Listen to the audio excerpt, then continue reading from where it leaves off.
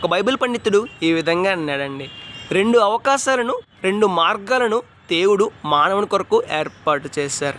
దేవుడు మానవుని ముందు ఏర్పాటు చేశారు. ఏమిటా అవకాశాలు, ఏమిటా మార్గాలంటే ఆశీర్వాదమును పొందే మార్గం, శాపమును పొందే మార్గం.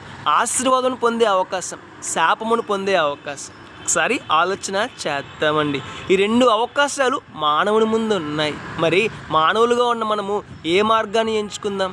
ఆశీర్వాదాన్ని పొందే మార్గాన్ని ఎంచుకుందామా? శాపమును పొందే మార్గాన్ని ఎంచుకుందామా? ఆశీర్వాదం పొందే అవకాశాన్ని ఎంచుకుందామా? శాపమును పొందే అవకాశాన్ని ఎంచుకుందామా?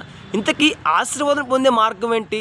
పరిశుద్ధ మార్గం, నీతి మార్గం, యథార్థ మార్గం, దేవుడు మెచ్చినట్టుగా జీవించే మార్గం అండి.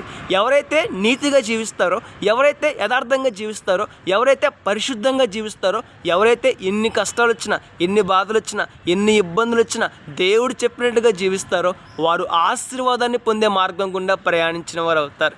వారు దీవెనలు పొందే మార్గం గుండా ప్రయాణించిన వారు అవుతారు. శ్రేష్టమైన దీవెనలు పొందుకుంటారు. ఎవరైతే దేవుడు హెచ్చరిస్తున్నా, దేవుడు బుద్ధి చెప్తున్నా, దేవుడు గద్దిస్తున్నా సరే వారి జీవితాన్ని మార్చుకోకుండా, వారి జీవితాన్ని సరి చేసుకోకుండా దేవుని మాటలకు వ్యతిరేకంగా జీవిస్తారో వారు శాపమును పొందే మార్గంలో ప్రయాణించేవారు అవుతారు. శిక్షలు పొందే మార్గంలో ప్రయాణించేవారు అవుతారు. నరకమును పొందే మార్గంలో ప్రయాణించేవారు అవుతారు. మన జీవితం ఎలా ఉన్నది? ఆశీర్వాదాన్ని పొందే మార్గంలో ఉన్నామా? శాపం పొందే మార్గంలో ఉన్నామా? ఒకసారి ఆలోచించేద్దాం, సరి చేసుకుందాం, మన జీవితాన్ని బాగు చేసుకుందాం. రేపటి దిన శ్రేష్టమైన ఆశీర్వాదాన్ని, శ్రేష్టమైన పరలోక రాజ్యాన్ని పొందుకుందాం. May God bless you.